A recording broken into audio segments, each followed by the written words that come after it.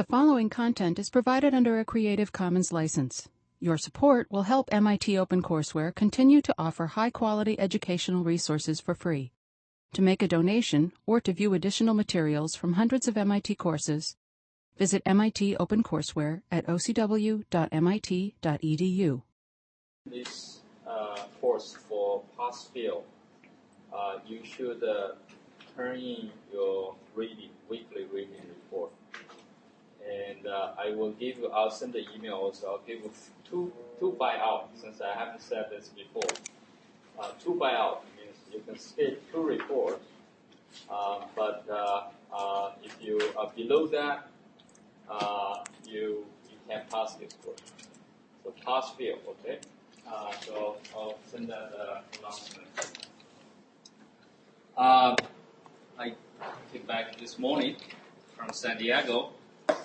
And one thing I want to show you, I want to advocate, this is my travel bag, and that's all I bring.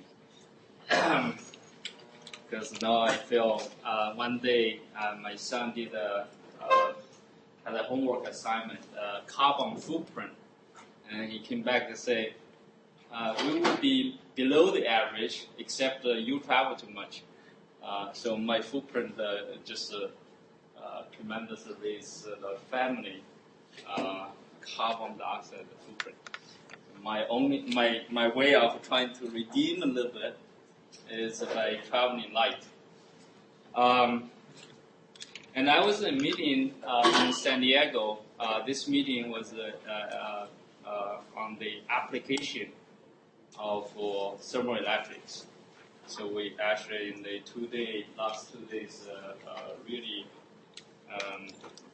the key people from thermoelectrics area around the world converged in San Diego discussing the application area. I'll share some of the meeting findings.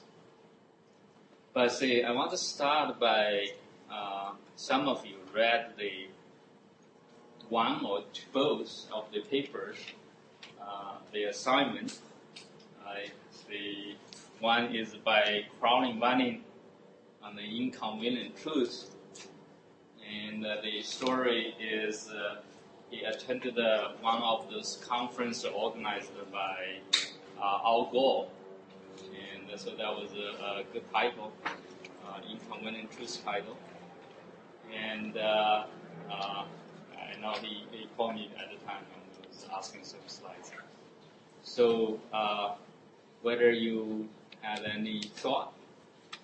The other review by Longbell is more optimistic. So one is the pessimistic one.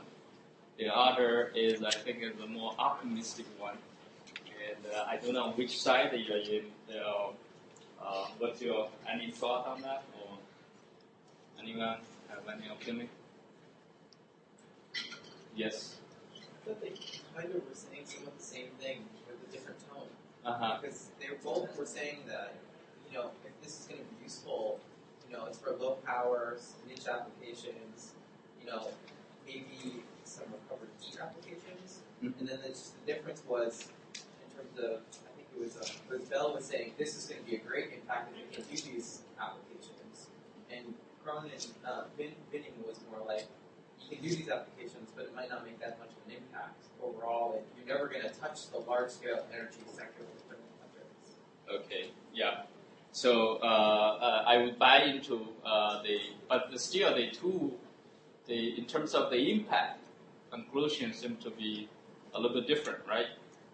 Probably is saying no matter what you do, thermoelectric won't make a difference in the larger scale. So who raised their hand? Who else? But there's an argument for doing a lot of the little things, right? If you were to, for some reason, to take over all of the low-power applications, that's a lot of things to add efficiencies for. It's not the large scale. Right. So it's like if you replace every cell phone with something that saves 5%. Yeah. That's a lot of cell phones that you overcome. I guess the future is very uncertain, and it's very hard to see when technology will win. Exactly. So that's a good perspective. Well, I was asked to serve as a panelist in this meeting. I give a talk, but they also asked me to serve as a panelist. So I thought that what I would see anything during the meeting different from what I was going to talk on the scientific side. I pulled out the Crowley Minus paper, I read it again on the airplane, and made a few slides I want to share with you. So let me, this is not in the handout, but I can put in the website. So I also try to use, you can help me think about the last title. I say it's whether it's incorrect conclusion or inconvenient truth. So I think the Crowley's argument is really based on here. This is the efficiency heat source, and they look at of course this is the maximum you can get. So that there's no mistake in the scientific side. The question is where you place the dots. This is fine. This is a cold Rankine cycle. You can even get to 60% if you do the cogen, right? And automobile, he has not put in there somewhere between around 25% internal combustion engine. And solar stirring, that's a mistake. Nobody has that kind of efficiency even demonstrated. Nuclear Rankine, that's still steam. Solar Rankine. So solar, these two dots are completely out of it. Right? The solar, if you think about what's currently deployed in solar steam generation, is between 15 to 18% efficiency. And of course, in the lower temperature range, what is arguing their competitive technology. This is an organic Rankine cycle, for example, where the organic has a lower evaporation temperature, so you can do the steam engine-based cycles.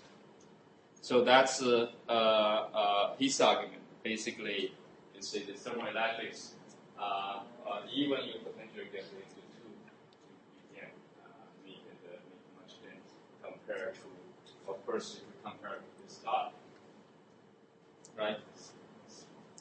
But say, I thought that the comparison was not on the mark, because now if you look at the PV, photovoltaic, right, amorphous silicon is about 6 to 8%. The single crystalline silicon deployed is about 18% in the real world. Of course, in the lab, there has been higher efficiency demonstrated. And the first solar, pattern telluride, that's the fastest growing solar sector, is about 10% efficiency. So, of course, even PV, you can make the same argument, would make a difference, right? Because the world needs 30 terawatt in the next 30, 40 years. And PV now, the deployment annually is about 6-7 gigawatt. You can go to see how much growth rate you have to catch that. But say, of course, nobody would really argue against PV. In the long run, this could be a solution, right? So you look at the PV cell efficiency progress. This is the best. This is the best efficiency progress against the year, right? And as I said, amorphous silicon. This is the amorphous silicon, I think. Where no, this is the amorphous silicon. And the deployed is about 6 to 8% efficiency in real world. And simple crystalline silicon, 26% here. And deployed is about 80%. And polycrystalline is about 50%. And so this is with this low efficiency, you are, of course, competing against the coal generation. And at this stage, it's not competitive, so government is giving the stimulus trying to promote this technology. And but see, I think my argument, if you think about why solar, right? Even nobody probably really will think that in the near future you get a 40% solar cell in the deployed. Of course, concentrating is another option, but there are a lot of problems with multi-junction solar cells. So why solar can make come to the map and people accept it? I think fundamentally is solar energy is free, so it's not like coal, right? Coal, any petroleum base, you have to put in more money to get the fuel. But in the case of solar, you have free fuel coming in. So now you look at the thermal, how we're using energy now. You see, okay, mostly are fossil fuels, and the way we're using is converting first into heat, and then into whatever mechanical electrical energy, or just simply heat, right? So heat is intrinsically connected in almost over 90% of the way we are using energy. So that's one part, that's the input part. And now you look at the output part, right? Useful energy is about 35%. That means 65% is thrown away. And of course, thermodynamics will tell you you have to throw away some. But say we'll throw away a lot more than what's needed or determined by thermodynamics. Because if you think about combustion process, right? Just take a 2,000 degree Kelvin. Most of this is a high temperature combustion. Right? The Carnot cycle is over 90% efficiency. But we're throwing away 60%, more than 60%. So in fact, if you think about your free energy, right? I said the solar is free, but you're showing a lot of here also free. Okay. And if you can take that part, so of course you think where it could be deployed. Is it here or is it here? I don't have a clear answer, but the gut feeling is probably this is where you will have, this is a free energy. So you may have more, easier acceptance. And of course, there are a lot of where a lot of heat is free, but even in the case of heat is not free, right? I add this entropy is generated. If you think about the household, right, you can say you burn fuel, but you just take a hot shower. That's where you generate entropy. So this is now people talk about combining heat and power in the household. And fundamentally, of course, the solar is also the heat. So whether we can use it, with thermoelectric, you have to at the end calculate the cost. In the real world, they say even solar, is still not competitive because it hasn't reached that cost level. So if you look at what's the solar cost, right? And per dollar watt, of course it's progressively decreasing. And now the best, I think the first solar is claiming they are about slightly below $1 per watt. So to reach the grid parity, some people say already depends on where you are, but I think this is DOE goal. The DOE Department of Energy say this is where you want to be to reach the grid. When you say grid parity, it's really compete against the coal generation type of technology. So it's a factor of 3, and doesn't sound to be very far, but it is a lot there. Of course, there are a lot of challenges to get it. Let's see, thermoelectrics, I give one example. I think it's not it actually could have, even in the large scale, could have competition, because this is actually a measurement done in the lab. So it's just 2 legs, 1 and 2. Each leg is about 1.5 millimeter cube. Okay, And so this two leg, when you have about 190 degree delta T, you generate about 80 milliwatt. And 80 milliwatts, so if I take that, I go to calculate the weight of the two legs, I calculate the material price, and I calculate the cost for this 80 milliwatt from a material perspective, and I got about 10 cents per watt materials. Right? And that's it just to say this is almost like a bottom line, right? So you have to pay for the materials, and of course you have to manufacture it, you have many other things together. So the question is, do you go from here, say, to build anything that is cheap enough to be adopted? Of course, the efficiency, there are many constraints. In fact, the biggest constraint for thermoelectrics is, I think, of course, efficiency is one, but very different from solar is because you have to have heat incoming and heat rejection. And those systems, auxiliary systems, could be much more expensive than just a thermoelectric.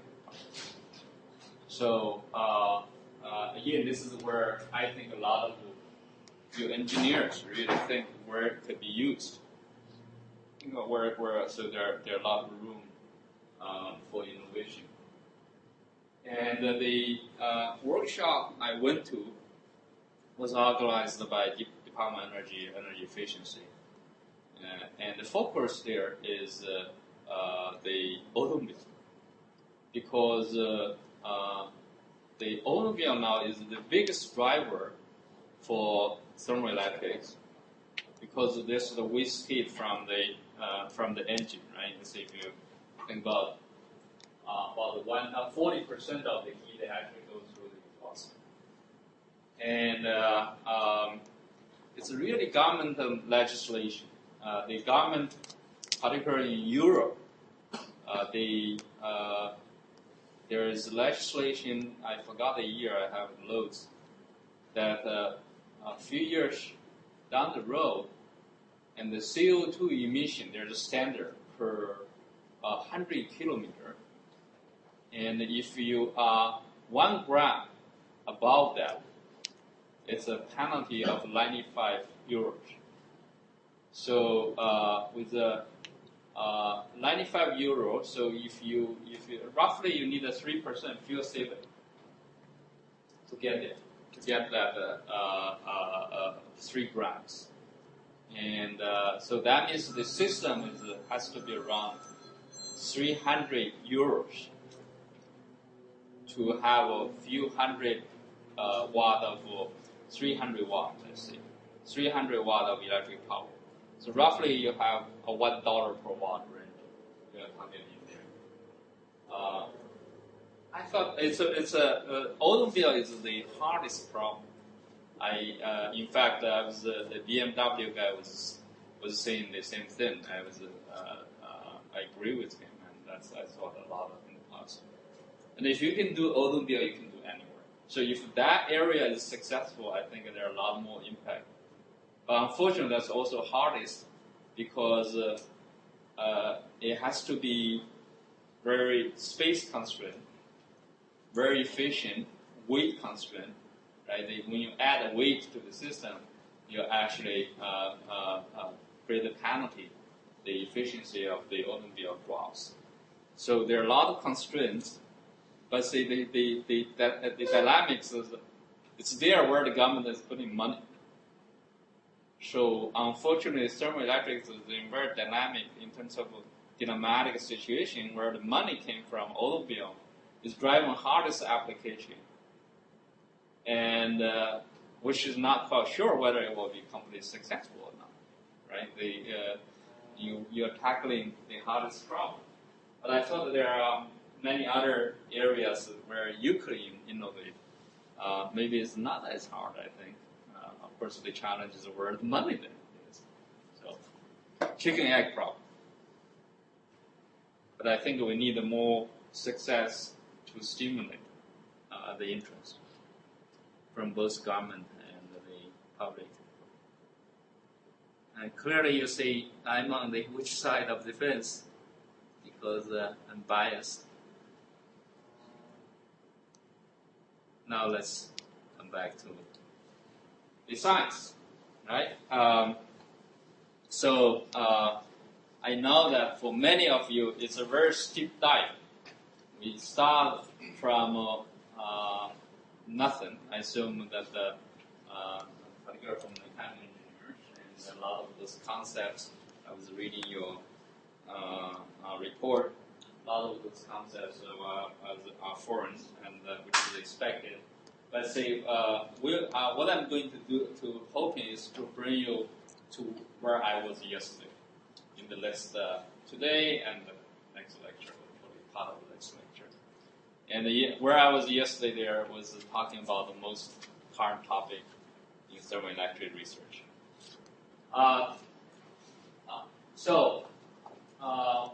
Last time we were talking about the energy levels in solids. We talked about the lattice vibration, where the quantum of lattice vibration is a phonon, so basic energy quantum of vibration.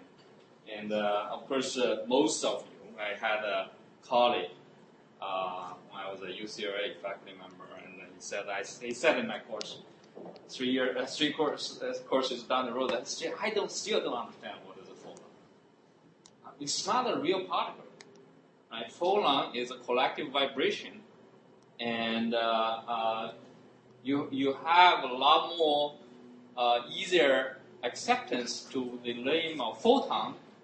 But if you go to think about what is a photon, it's the same. You may have the same confusion there. What is a photon? Right? Photon is just people talk. It's an electromagnetic wave. It's a quantized form of electromagnetic wave. The quantum of the electromagnetic.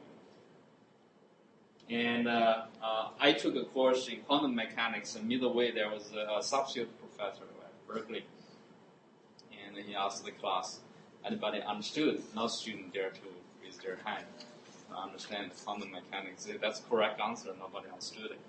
But see what I think. So take it. Let's go from there. The Phonon spectrum in solids, and what's important in solid is their crystal structure. So in each crystalline directions, there are different, say, mass springs, because the spring constant is different, even though it's the same atoms. And same electrons in solid, in different crystallographic directions, there are different energy levels for the electrons. So we started with the simplest picture, but I said I want you to get comfortable. If you read any papers, you'll see people show those complicated lines where in each crystallographic direction, right, that's the different crystallographic direction, very often use the symbols. And those are wave vectors, different wave vectors. Wave vector is 2 pi over 11. So if you think about the wavelengths, the waves, different wavelengths has different, each wavelength has a corresponding vibrational frequency. And so that's the Phonon spectrum. And also shown at the end here, this is another concept that we introduced, density of states. So it's the number of quantum mechanical modes or quantum mechanical states at, in this case, per frequency interval. So it's a differential. So you can integrate this density of states over all frequency together. How many quantum states you have? So that's phonons. And the electron, again, you see here, different crystallographic direction. There is different energy for the electrons. Different wave vector, which means this electron wave, different wavelengths, have different energy. And this is the case silicon band gap, not band gap. In the case of silicon, the minimum of the conduction band and maximum of the valence band, they are not at the same spot. That's an indirect gap semiconductor. And it's really this, whether you have gap or not, that determine whether you are metal, you semiconductor, insulator. The insulator is a much larger gap. Semiconductor is a gap that's in the less than 3 electron volts.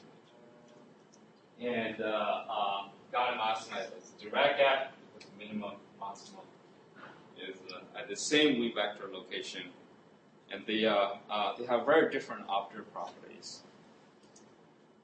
And then we give an example of how to calculate. Again, it's a Lambert content. So how to calculate how many electrons we have in the. So here is most of those electrons in this region, the minimum of the conduction band. And when we do the calculation, we say density of states. That's the number of states per unit energy interval. Of course, we went through the summation to introduce the density of states. And then this is so the number of quantum states, and each quantum state, how many electrons we have, that's Fermi-Dirac distribution, and they integrate. So if you do a parabolic band, that's the say parabola, we can approximate, always approximate, not always, but as approximation, when I have a minimum or maximum, I can say the first order derivative is 0, so the Taylor expansion gave me the second order, that's a parabolic band. So with that parabolic band approximation, I can do Boltzmann statistics. I can do this integration to get the relation of how many electrons is determined by EC minus mu. That's this gap. Okay, it's this gap is really the chemical potential. So chemical potential determines how many the number of particles, electrons. And here is say the related to the effective mass. How flat this mass is a curvature. How flat is this band? Right. So those are some of the key concepts that we learned in the last lecture. And today I'm going to we learned the phenomenon, right? You read also Guzman's chapter on Seebeck effect.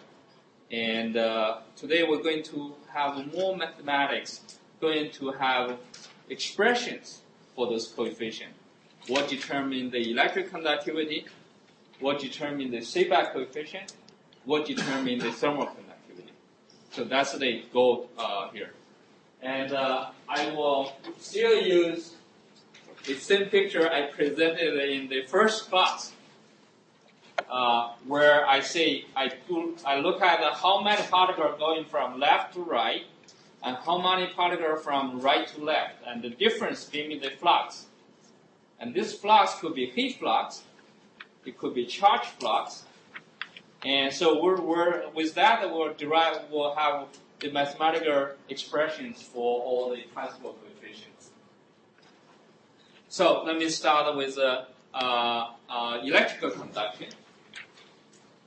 And electric conduction, in the simplest picture, we consider isothermal electrical conductor.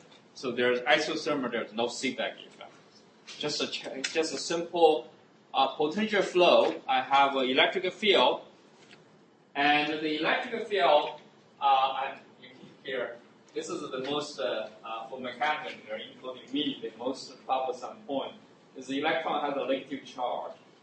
And so when I draw a field and charge go that way, that's talking about electron. And now, of course, under a field, electron experience a force, so F equals ma, right? Force of the charge experience is the charge times the electric field, negative charge for electron, and equals ma. Right? So that's the simple Newton's law of motion.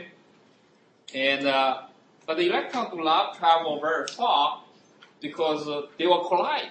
They collide with each other.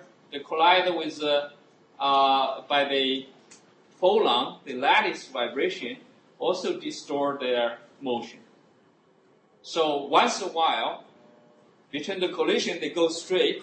Under the field, due to one collision, they will change direction, trajectory, right? So the terminal velocity, I can do an integration of this, right? So I do an integration. I say, okay, this is the collision time, where the free acceleration time, you can think that way. And I say this is the velocity the electron will gain between each collision, the terminal velocity. That's also called the drift velocity. So you integrate that, you get drift velocity, and we can also write the E tau divided by m as a mu, and then mu is called mobility, just length, right? So we have velocity is proportional to electric field, drift velocity proportional to electric field through the proportionality constant, the mobility. And now once I have each electron drift velocity, I can calculate current easily. Why? The current is just okay. So let me just add one more. The mean free path is the time between the collision times. Now I don't use this drift velocity. This way I put a thermal velocity. So what that means is electron, they have two parts of velocity. One is they are doing thermal random motion, and in fact that's a very high speed, 10 to the 6 meter per second. Okay, very fast. And of course, so they do random motion, that's a random thermal velocity. And then under field, they have superimposed on that thermal velocity is a drift velocity. And for mechanical engineer, that's the same with convection. Molecules move about 300 meters per second in this room. Okay? But see, the average velocity is 0. The convection is the average velocity is not 0. Right? So this is the convection velocity. That's the molecule random velocity. And now, so this is the mean free path times, so this is the collision, the distance between successive collision. That's the mean free path. Right? So, this one question. Yes? So this drift velocity is basically because of the field that you're applying? Right. And the thermal velocity is already existing between two collisions? Right. Right. So typically drift velocity is much smaller than the thermal velocity. Just the same as when we do convection. You're electrical engineer, so that's easier.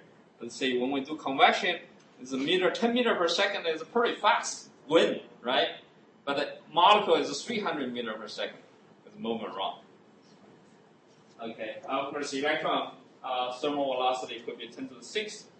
Yes. Why is thermal velocity 0? Thermal velocity? Anything unless you go to 0 Kelvin.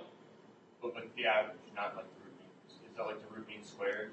Because the average there's half of them going in each direction, right? Yeah. So the average of velocity is 0, but the magnitude is not 0, right? Right. Of any individual electron. So which one would that be? This is the magnitude. This is not the vector velocity. It's the magnitude of each. It's not an ensemble property. It's an average. It's a roughing. So it's an ensemble property.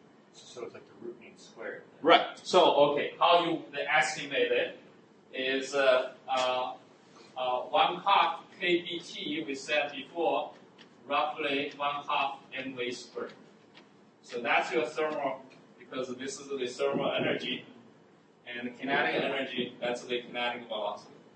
And the mass of electron very small, that's why it's much faster than the molecules. Okay. So now it's easy because the current, what's the current? Current is the lead motion of a charge. So if the electron, Coulomb, number density per unit volume, number of electrons per unit volume, times here the drift velocity. Right? This is the convection current. That's the electric current. And you go to check the unit, I should have a unit here. Didn't put it there. That's the amp per meter square. Okay. If you do a heat transfer, it will be watt per meter square. This is a flux. You go to look at the unit, right? So this is coulomb per second. Second come from here. Gives you amp.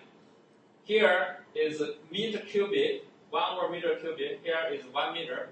So give you meter square. So amp per meter square. That's a unit of current.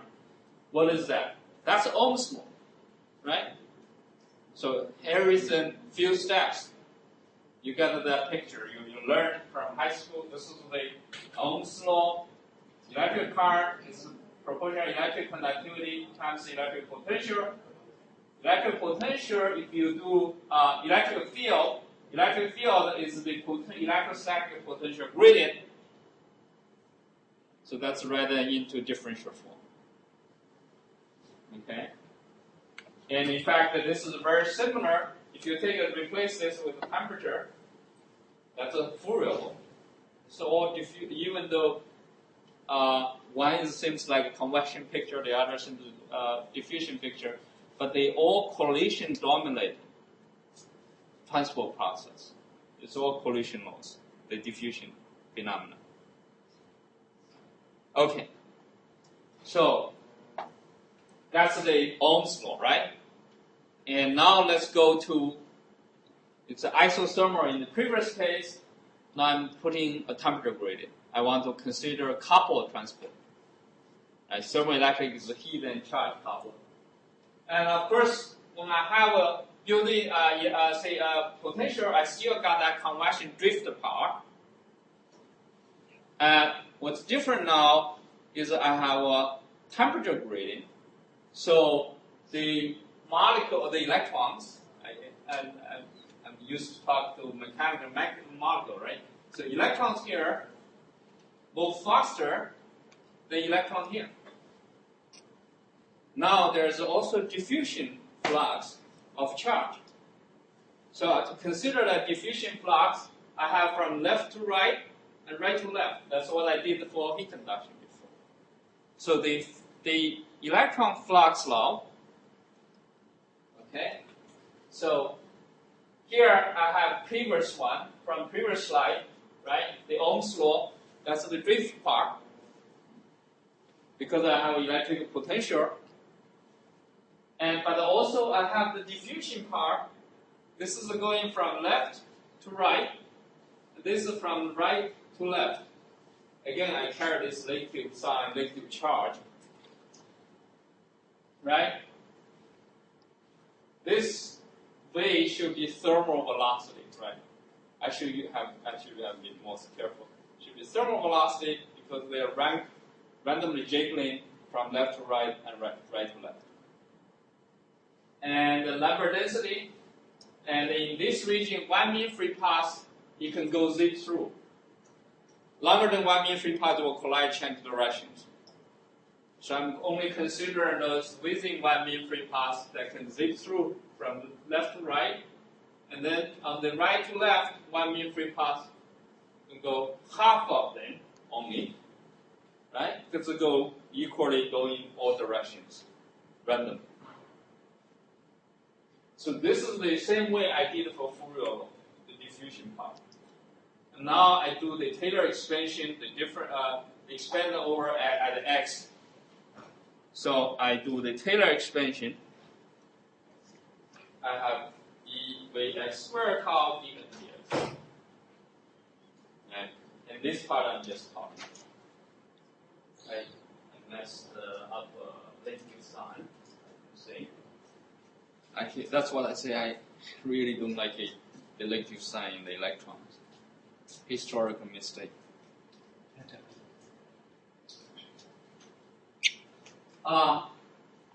N, you know that. We just showed before.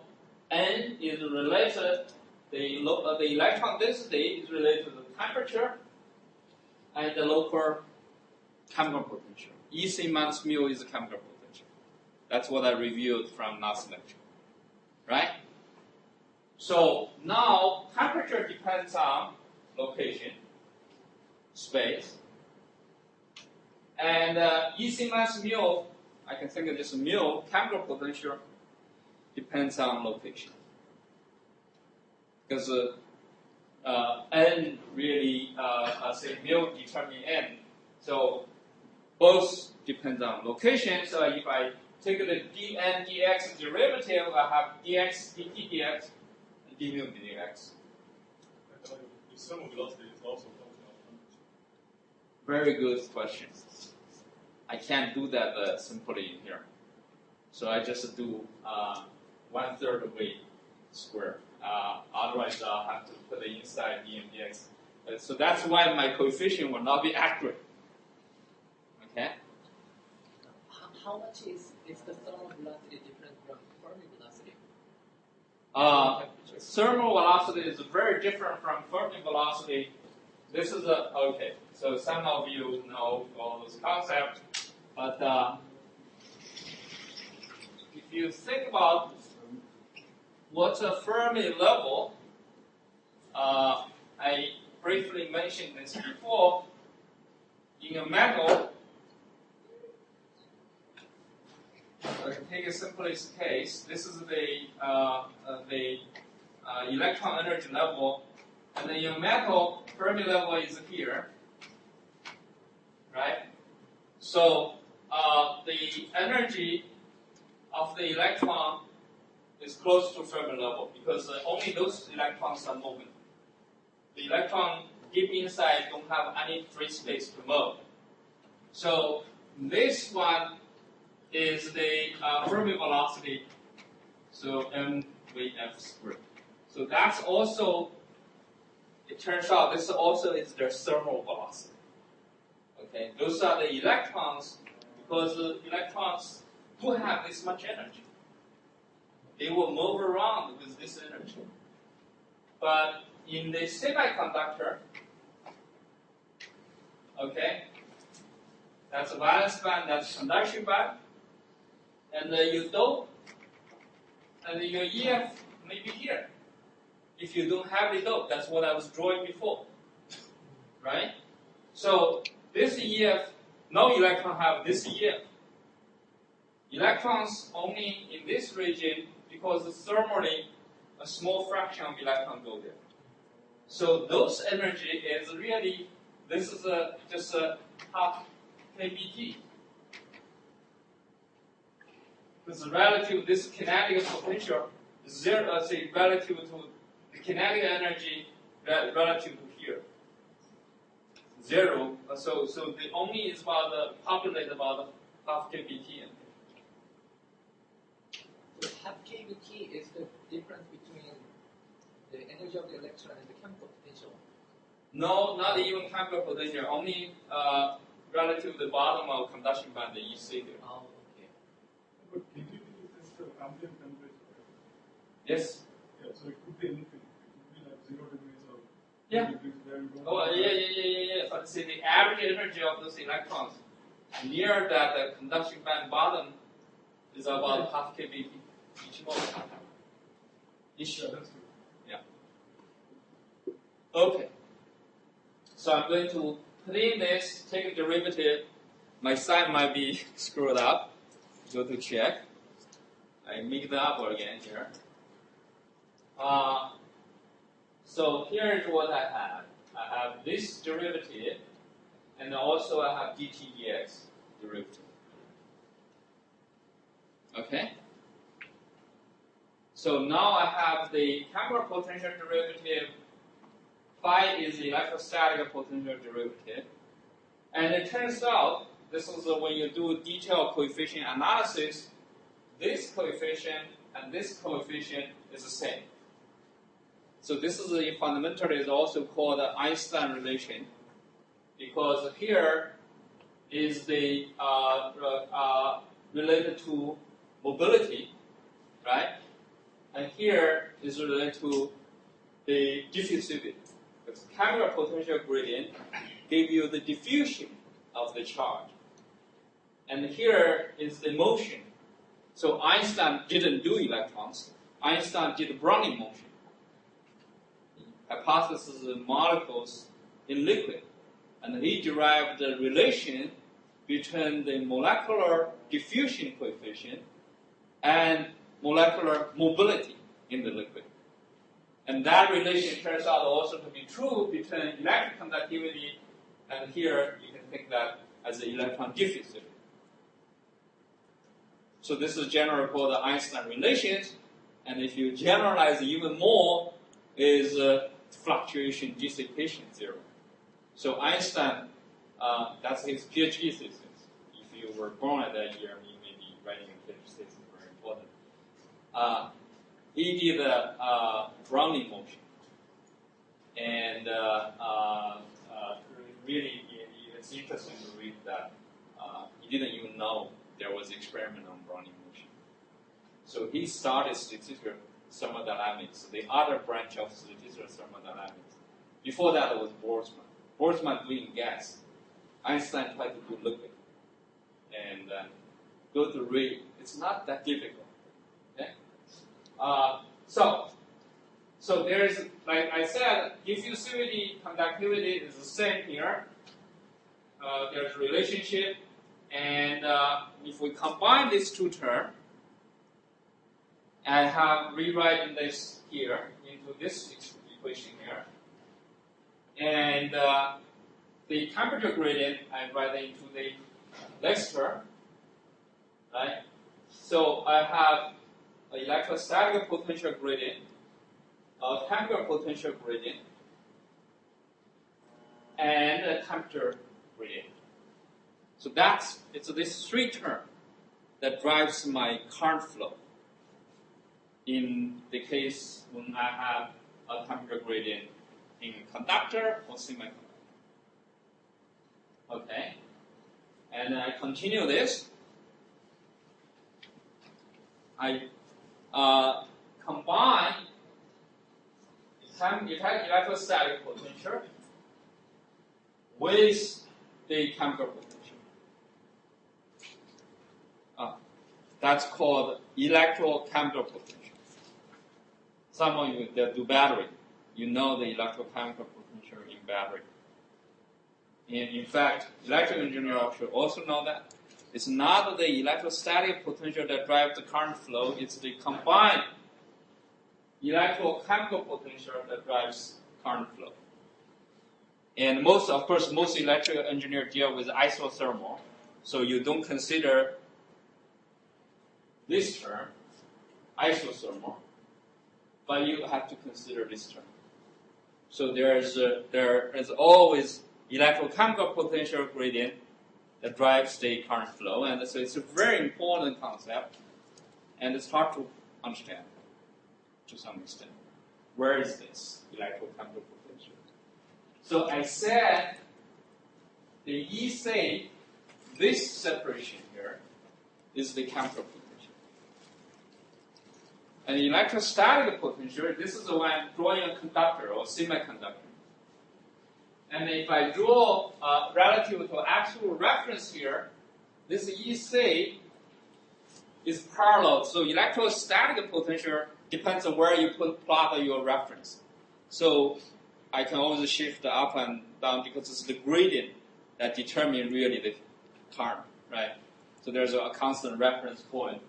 So it's the gradient of this EC that gives you electrostatic potential.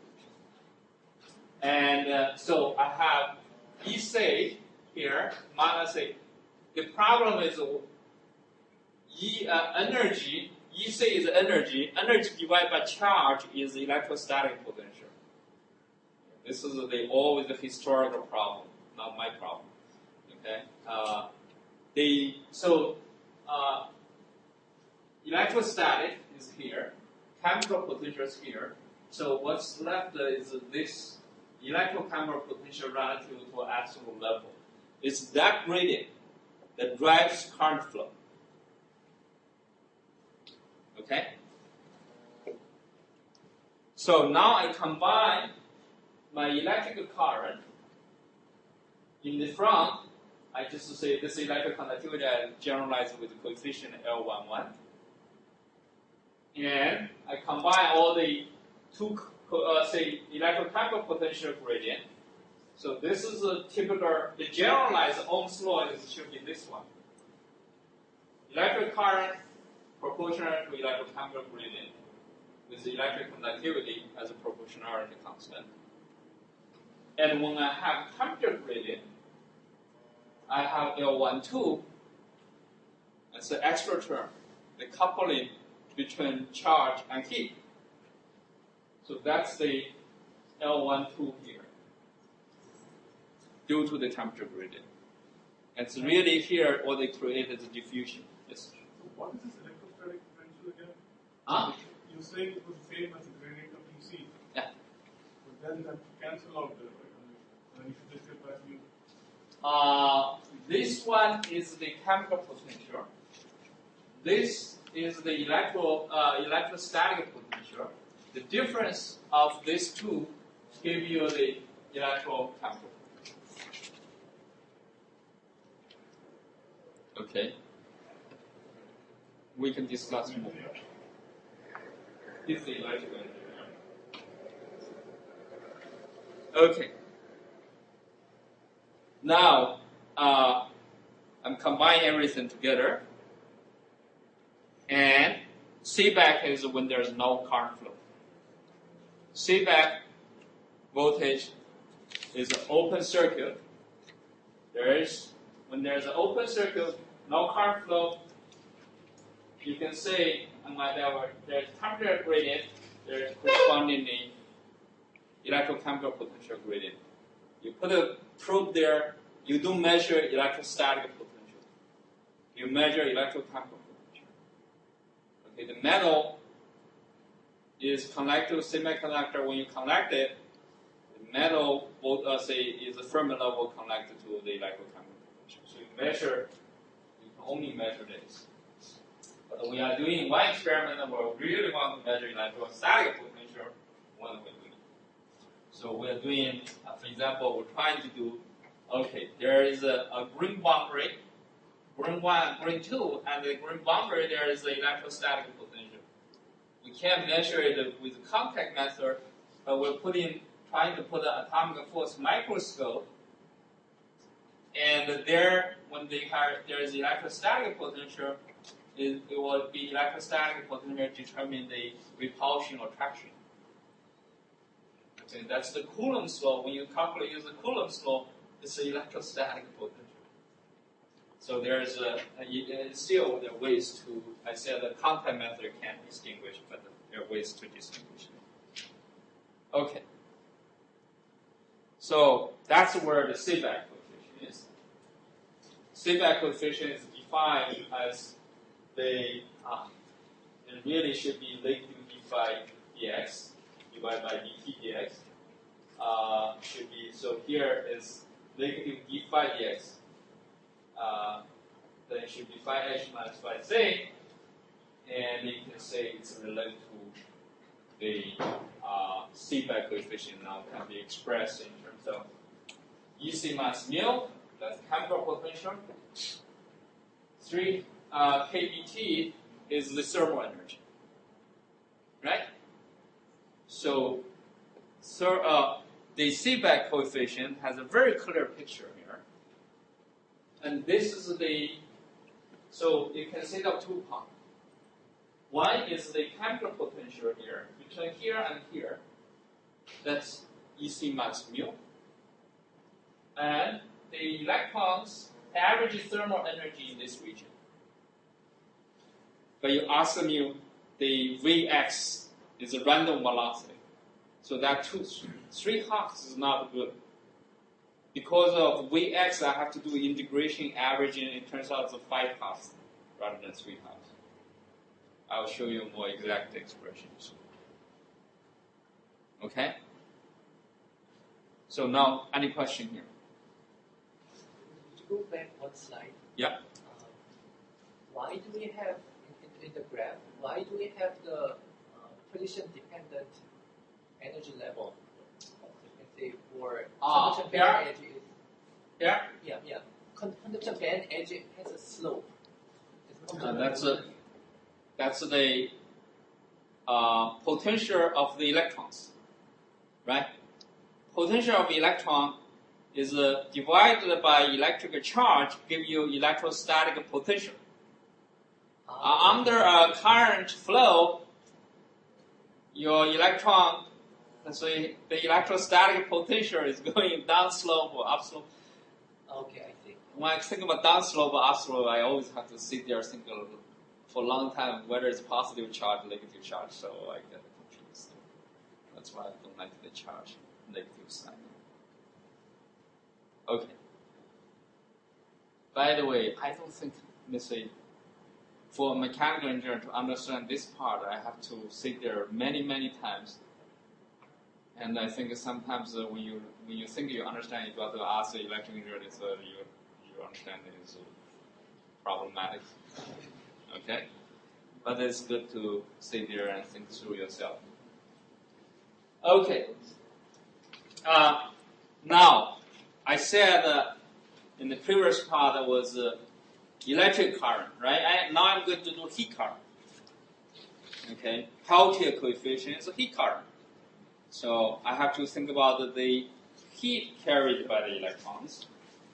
And again, we did this in the first lecture, right? When I think about the heat flow, Fourier law is from left to right, right to left, diffusion. Here you can see I put an equipotential conductor, low current flow, just a heat diffusion. Right, that's a Fourier law. The Fourier law is valid for electrons and for phonons. I didn't say whether it's electron phonon here in this derivation. Right? So I'm not going to this detail because we already done this before, and the thermal conductivity is 1/3 gamma. So that's what we did before, diffusion only. And now I'm going to do charge, focus on heat carried by electron. And what's the heat carried by electron? And here you have to go back to all the thermodynamics. And the first law tells you that du equals dq. It doesn't look typical thermodynamics. For mechanical engineering, you do du dq, du equals dq minus pv. PdV, right? There, we're not talking about PdV work. There's no volume change. So we'll talk about chemical potential. So if you're a chemical engineer, this part is easier. Okay? So du equals dq plus mu dm. That's a chemical potential term. And what this tells you, because du is n times individual energy E, if you have n electrons. So E mass mu is related to Q. The heat, so the energy of a charge consists of two parts. One is the chemical potential. The other is the heat. Okay?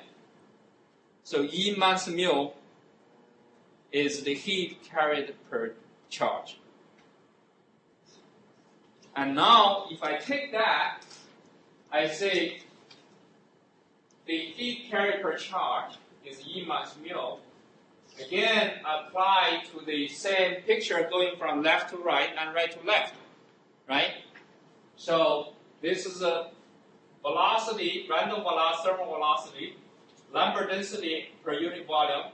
And again, you go to check here, it should be watt per meter square, the unit. This is a jar. Per second gives you watt. And then say meter and over meter cubic give you meter square. So here I have left to right, right to left diffusion. I add an extra term here because when I have a potential gradient, right? I'm looking at this case. I forgot to draw one. I should have an electrical potential going down, right? I have current flow. I have temperature potential gradient. So that's I'm considering coupled electron heat transport. So this is the diffusion term, and this is the drift term. Same as I consider now. I go back a few slides. Right here, diffusion term for current flow, drift term for current flow. Right? Diffusion and drift. So let's look at it again. Here is diffusion, and drift is this is a drift velocity times the charge density, and then each one is carrying E mass mu. So this is the convection term there. Convection of the electrons going through the surface we draw. And now, if I combine, because this term will give me the same thing as I do before, electrochemical potential. And the second term, I will have also the temperature gradient. So here I made some jump. I didn't go through each step derivation, and you can go through that yourself. And now the heat flux, what I have from this is the heat flux carried by the electron is temperature gradient term, but also is a potential gradient term. So I have, again, a coupled, before I have a charge flux, electric current, the potential gradient, temperature gradient. Now the heat carried by the charge is also proportional to the potential gradient and temperature gradient. So under equal, say, isothermal case, this is 0, but this is not, right? This is the Peltier coefficient. When I have heat flow through, charge flows through the current, the charge carries heat. So this is the L21 is the Peltier coefficient. And so that's the now I have the couple the heat and the charge flow, and I have the two expression. One, before I wrote the charge, if you go back to the previous two slides, is JEX equals L11 times this plus L12 times this for the current flux. And now for the heat flux carried by charge, I have L21, L22, and then we'll come back and rewrite these expressions later. Okay. So this is the kinetic. I have not considered the average. That's the question you asked. I cannot do that from this hand-waving picture. Okay. When you want to do the detail, you have to say each charge have different energy, slight different energy, right? So you have to count more carefully, just like we did before, counting all the modes, counting all the quantum modes, and each one is moving at a velocity, local, let's say its own velocity, and each mode has this number of charge determined by Fermi-Dirac statistics. And of course, this B could be either E minus E, that's when I do current, or E, capital E minus mu, that's when I do heat. So if I do that, I can get the more rigorous expressions. And this is what you still get the same format, except the coefficient is a little bit different. Okay? So I have this relation I've written before, same say format, and those cross terms, these two terms, depends on how you write. If you write generalized thermodynamic force is equal, but this is not generalized thermodynamic force, so it's related. So that's the uncircle relation. And the course term always related. If you do piezoelectricity, there is also mechanical to electrical coupling coefficient in the case of mechanical motion. Or when you count current flow, current to mechanical. So they reverse this coefficient, cross coefficient, is always related, and that's the uncircle relation. Very fundamental. Uncircle got Nobel Prize for those. Okay? So that's the thermal for the charge flow, and for the charge carry the heat flow. And now I'm going to write this. You tend to think this is thermal conductivity, right? That's not right. Okay? Because when I write, I could write my potential, rewrite it into JEX L12. So I am replacing my potential in terms of electric current, because the electric here, potential is related to temperature gradient. And now if I substitute it into here, okay, I will say the electrical flux, heat flux, carried by the charge is proportional to electrical current flux, and with proportionality, that's a Peltier coefficient. I said this L21 is a Peltier coefficient. That's not right, because this is the potential. But the Peltier is really current flux proportional to the charge flux. And this L21 divided by L11 is the Peltier coefficient. And the next term is the temperature gradient. So only when I write into this form, I have the expression for the thermal conductivity.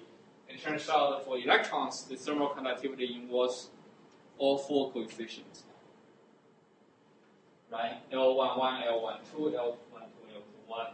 And of course, these two coefficients are related. So this is the thermal conductivity.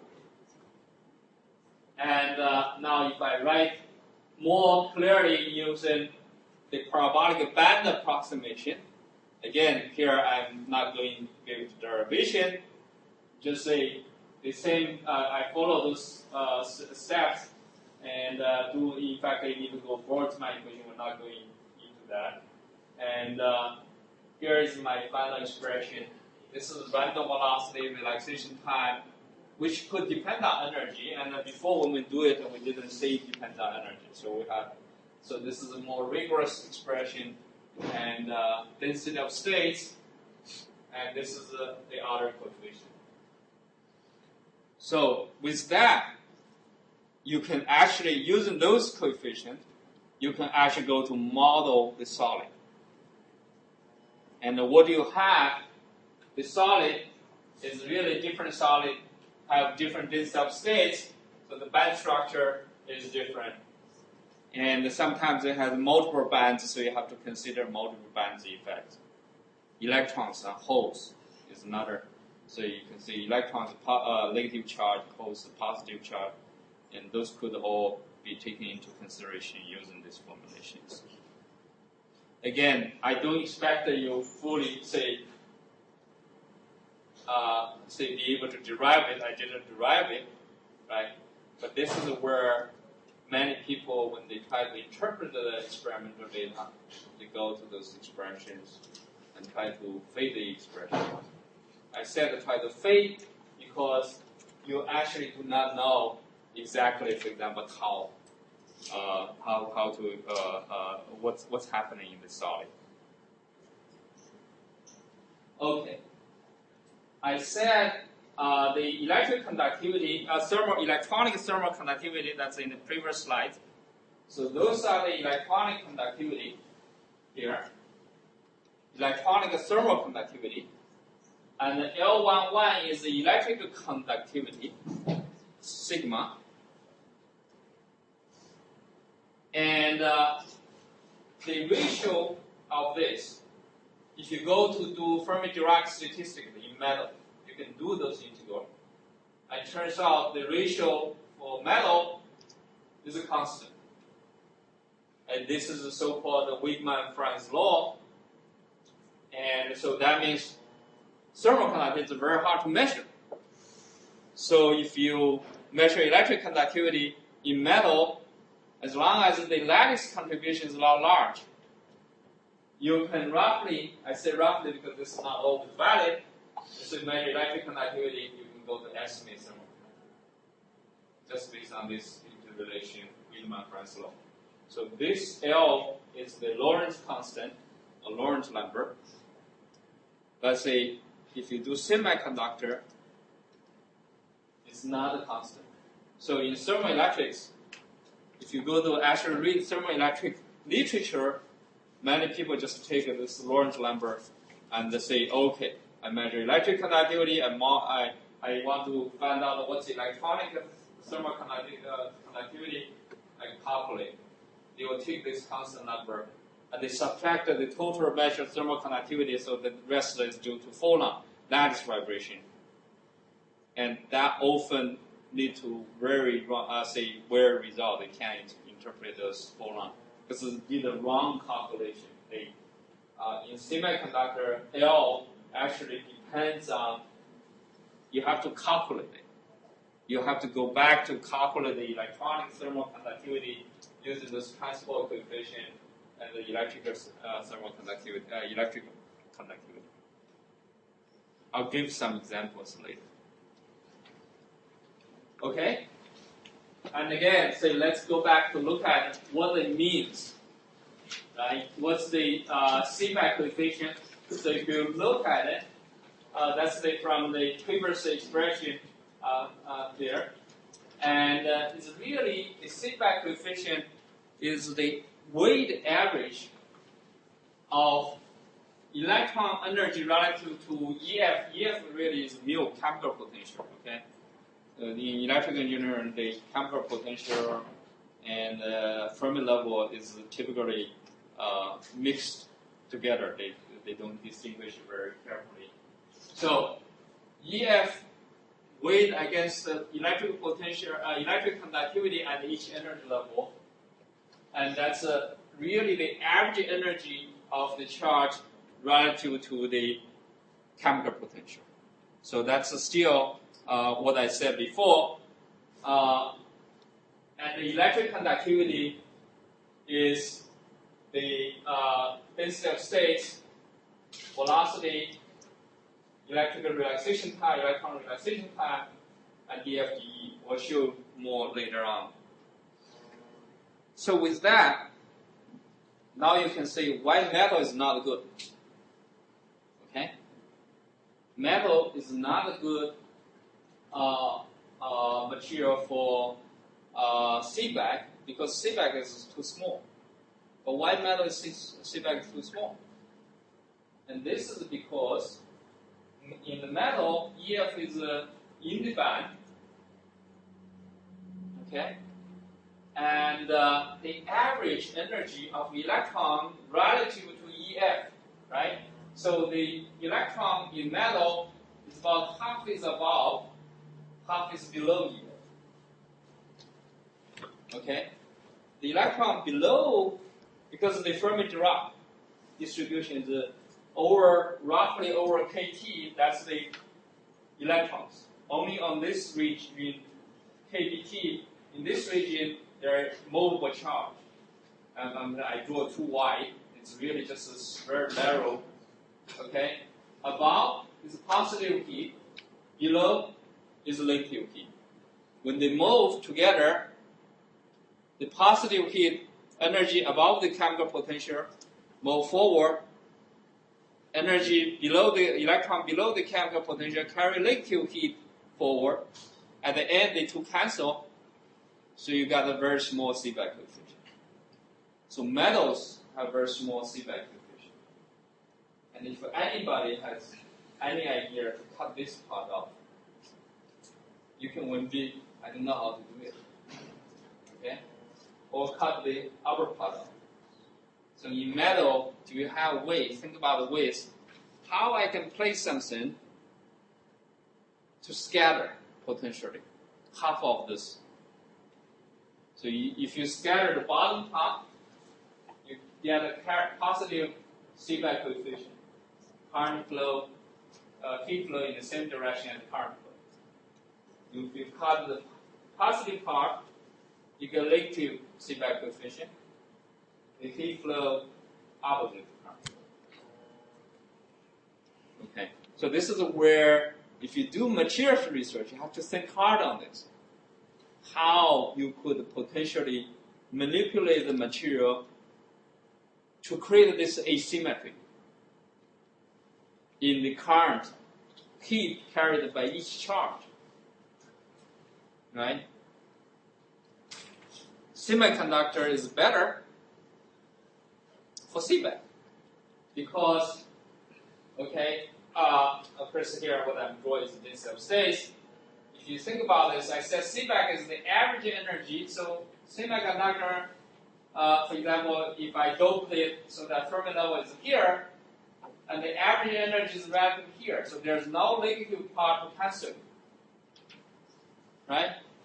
So each of this electron here is relative to chemical potential is a carrier, a positive heat relative to chemical potential, no cancellation.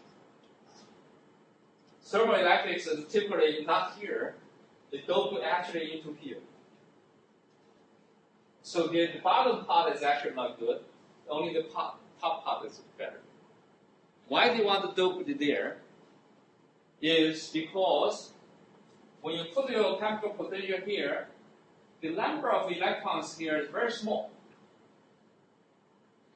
Okay?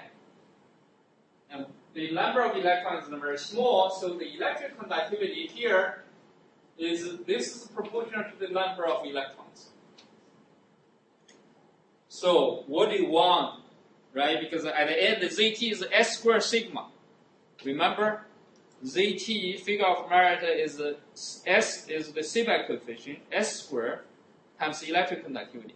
Because you want enough electron to carry the heat. You just don't want the one electron to carry heat. It just doesn't carry enough heat. So you see here, this is okay. If I look at this, what is DF? Fermi-Dirac is very symmetric around the EF. The density of states is here, so it's really in semiconductor only this region, this two product is not zero. Only those region is contributing to electric conduction. If you look at this expression, right? And so that means only this region of charge relative to chemical potential is the seebeck coefficient. So later on, when we talk about quantum structure, people want to say how you can make this region carry more charge. So you create a peak. Here, this density state is not good, okay? D is a square root of E minus E, EF. We see before. This is a very small density of states. So don't give you many carriers. So that's where people do a lot of things when they try to improve electron. They say, can I create something sharper in this region so I can put more electrons? So remember that at the end you want to optimize S squared sigma. Not even optimize, just optimize that. You want to optimize ZT, so there are still something we're missing. Okay. So this is the material side, the basic material physics. And if I go again do Boltzmann statistics, I said that the electrical energy scattering relaxation time depends on electron energy. So there are a lot of different scattering mechanisms. We're not getting into that. You go to do material research, you read literature. But if I do a gamma here, just to say potential power. For example, due to lattice, due to acoustic Phonon scattering, this gamma is negative 1 part. Okay? So what it means negative 1 half is low energy electron has a longer relaxation time. They travel further. High energy electron travel less. You don't like that. If you look at that, you see back I have a gamma here. And this is not 3/2. If you do the before, that's 3/2. I said it's 5/2. Right? That's due to this Vx squared. And this gamma is not good if it's negative, because if I think about acoustic phonon scatter, the high energy electron is scattered. But I want the high energy electron travel as far as possible. Okay? But the ionized impurity, it turns out that gamma can be 3/2. 3/2. That's very good. Of course, ionized impurity, so that means you dope material very heavy, you can have ionized impurity dominant. The problem is your mean-free parts become very short, your electric conductivity becomes small. Thermoelectrics is always a struggle. You try to censor one guy, the other guy is not happy. And that's why the material research is very hard. Okay. So, and of course, if I put the EC mass EF when it becomes N divided by N, and you will see, because this depends on temperature, so as the temperature increases, Seebeck coefficient increases. And the reason is that if you look at this one, you go to check the reason, as you increase temperature, actually the formula will shift down. So the average energy now increases relative to chemical potential formula. So that's the reason why the Seebeck coefficient increases with temperature. Okay. Well, I give you a very simple one-band picture, although I know many of you think this is pretty complicated already, right? But see, if you do materials, you go to look at the real material. This is still among the simplest picture what I can give you. And but see,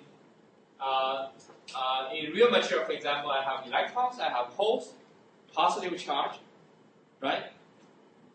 They cancel each other because when your electron move, see positive energy, hole move negative energy relative to chemical potential, they cancel each other.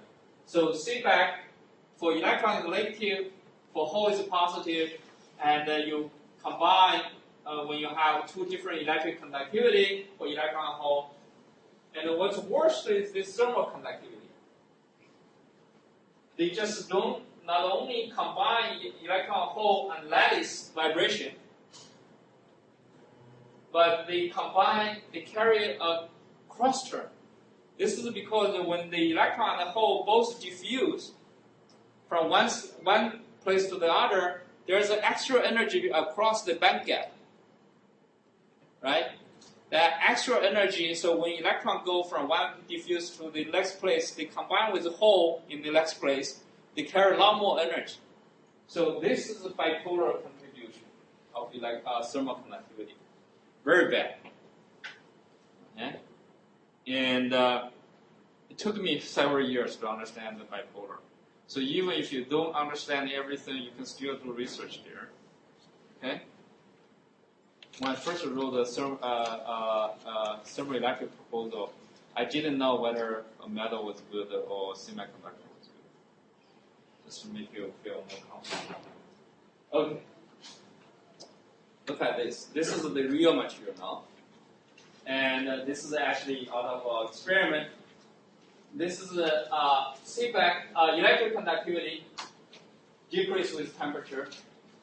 Seebeck increase with temperature. I want you start to appreciate, look at the curve, see what the physics, what's tending physics. So I said Seebeck typically increase with temperature, that's all fine, except that now finally start to drop. See, that's, you said it was wrong. I'll see why. And if you look at the electron Lambert density, N will increase with temperature. So you think the electric conductivity should increase with temperature in semiconductor. But this is a complete wrong trend, right? if you think about N, go to check your N at the fourth slide, second slide I hand out. Right, that was review from last lecture. The reason was that we doped this very heavily, and it's not almost like a metal. Metal electric conductivity drop with temperature. So the carrier in the material is somewhere between semiconductor and metal. Microelectronics, you never dope that. You seldom dope that. And so in microelectronics, most semiconductor, the electric conductivity increase with temperature. And feedback, why it start to drop? That's because when I go to higher temperature, I got a holes. Electron go excited from a valence band to conduction band, and left behind the empty states, left behind those empty states are holes. So temperature increase, more excitation, more energy, you eject the electron from valence to the conduction band. You got holes. Holes is detrimental, okay, because they're canceling the electron. So when I go to high temperature, I start to drop there.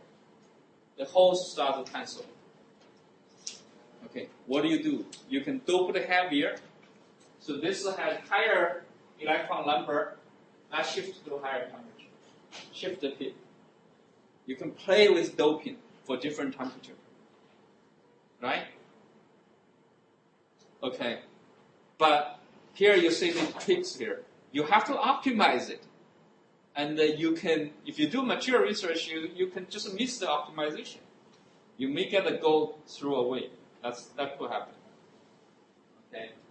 And so there are a lot of details, of course, in doing the material research. Okay. I think I will stop here.